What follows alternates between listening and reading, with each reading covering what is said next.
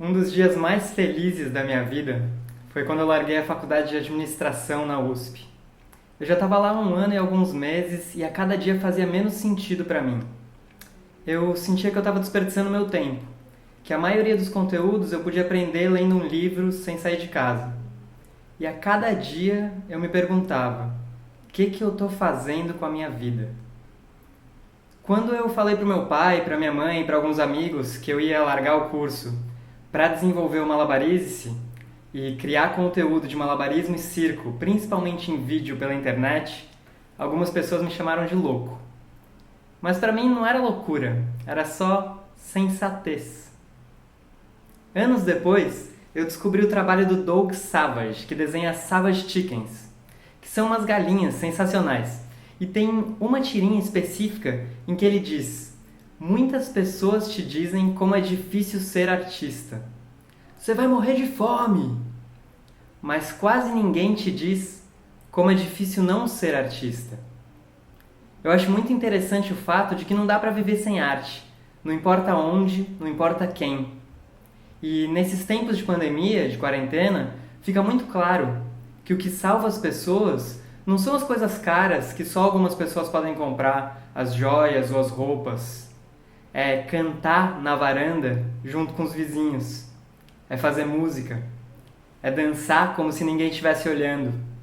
É aprender alguma coisa nova. Assistir um vídeo, um filme, uma série pela internet. É passar a tarde inteira fazendo malabarismo com seus filhos, ali com 3 bolinhas. Para as pessoas que têm a sorte de ter um teto para morar, de ter as condições básicas de vida, comida na geladeira, depois que caem os véus, fica claro que a busca infinita por dinheiro não deveria ser a prioridade máxima. A importância da arte emerge e a gente começa a valorizar mais as atividades autotélicas, que têm um fim em si mesmo. Eu sempre fui muito apaixonado por aprender e bastante autodidata. Isso que é um jeito legal de dizer nerd, né? E aos 15 anos eu aprendi a jogar diabolô e depois isso me levou naturalmente para o malabarismo com bolas e para o malabarismo de contato. Eu aprendi tudo pela internet e de certa forma o trabalho que eu faço hoje em dia é uma forma de devolver para a internet o que ela me trouxe. E quando você é malabarista, tem algumas coisas que você ouve com bastante frequência. Nossa, já dá pra ir pro sinal, hein? Pô, já pensou em trabalhar em circo? Mas foi só recentemente que eu ouvi essa daqui pela primeira vez. Pra quê? Pra que aprender malabarismo? E aí eu achei essa pergunta muito curiosa e eu fui responder, né? Pô, eu podia te dizer que vale a pena aprender malabares porque é uma atividade que vai te conectar com uma comunidade global. Porque todo malabarista tem um amigo ou uma amiga em praticamente qualquer lugar do mundo. Porque é uma atividade que desenvolve o corpo e a mente, e integra e equilibra esses dois pontos. Porque aprender malabares melhora seus reflexos, fica progressivamente mais desafiador. Porque é uma atividade que você pode praticar sem sair de casa, qualquer pessoa pode aprender, e você não precisa nem de material profissional para aprender. Dá para começar com umas frutas. Mas vem cá, me diz uma coisa. Não tem nada que você faz só por prazer mesmo? Só porque é legal? Depois que eu descobri essa palavra, autotélico, eu não tenho uma melhor para descrever o porquê de fazer malabares. É autotélico. Tem um fim em si mesmo. Eu acho interessante também pensar nos caminhos que eu poderia ter trilhado se eu não tivesse largado a faculdade. Talvez eu estivesse hoje trabalhando numa grande empresa ou num banco ajudando a enriquecer mais um bilionário, mas eu acho que isso teria sido um grande desperdício. Porque aí eu não teria tido contato com histórias como a do Igor Vicentini, por exemplo, que aos 11 anos começou a aprender malabarismo pelos vídeos no YouTube e hoje ele joga 9 aros. 9. Ou a Cláudia, uma amiga da minha mãe que uma vez me pediu para ensinar 3 bolas para ela. Aí eu peguei as 3 bolinhas, dei na mão dela e falei: beleza, Cláudia, me mostra o que você faria, como você tentaria começar a jogar essas 3 bolas. Aí ela pegou e começou a jogar. Aí eu falei, não, peraí, né, Cláudia? Você falou que queria que eu te ensinasse. Mas você já sabe jogar, como assim? Você já tentou antes, não é a primeira vez que você está tentando. E ela chegou pra mim e falou, não, mas eu sempre soube que eu ia conseguir. Aquilo ficou ecoando na minha cabeça.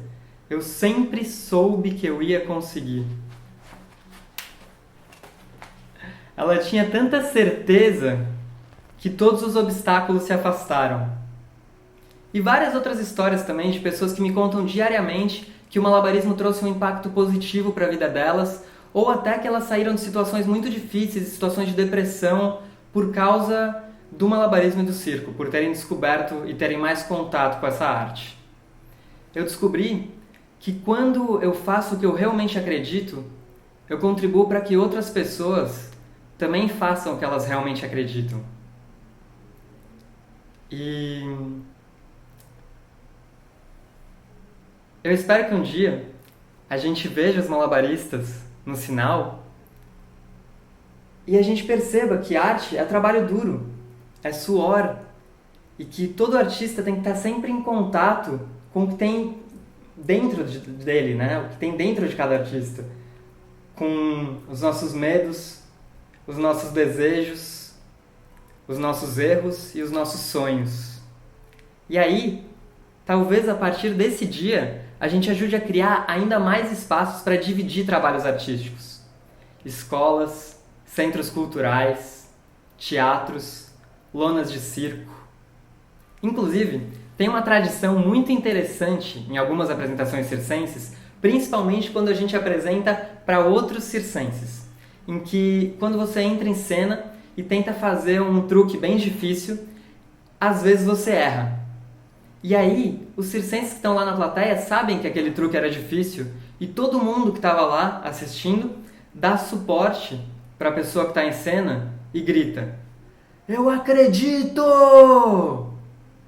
Então, eu convido vocês a acreditarem junto comigo. Eu deixo aqui a minha contribuição. Eu acredito. E para fechar, eu acho que vale a pena dividir com vocês algumas palavras do Rudolf Steiner, que eu repito todos os dias quando eu acordo e antes de dormir.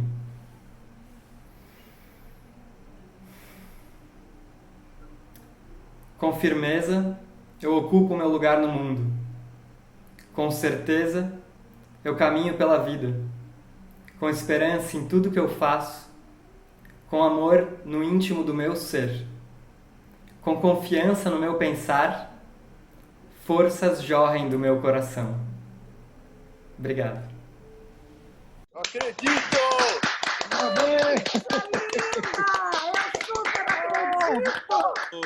Maravilhoso!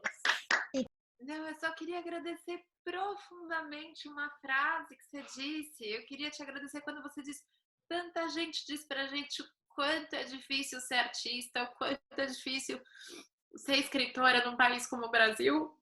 E eu lutando cada vez para largar um pouquinho mais a advocacia e conseguir pagar os boletos com o livro. Mas ninguém nunca tinha me dito o quão difícil é não ser artista. Quão difícil é silenciar as palavras que são a razão da minha existência. Muito obrigada. Tem uma hora que a gente encontra o caminho que é óbvio, né? Eu esqueci de falar a parte que tinha um farol que saía do meu coração e apontava por esse caminho, sabe? E aí não tinha como ir por outros, assim. Muito obrigada. Eu que agradeço. Bom, a gente ensaia muitas vezes muitas coisas, mas eu juro para vocês que essa parte não estava ensaiada e tá. Conta você um pouquinho. Essa coisa da arte é muito foda, né? Porque a gente não dá para encarar a realidade sem ela. E as coisas que você falou, assim, putz, destampou aqui muita coisa que não era indizível, né? O Rio que fala, tem coisas que a gente experimenta que são indizíveis. E, de repente, acabo de conhecer um cara que conseguiu dizer tanta coisa, né? Então, puxa, que presente que você foi nessa história, viu?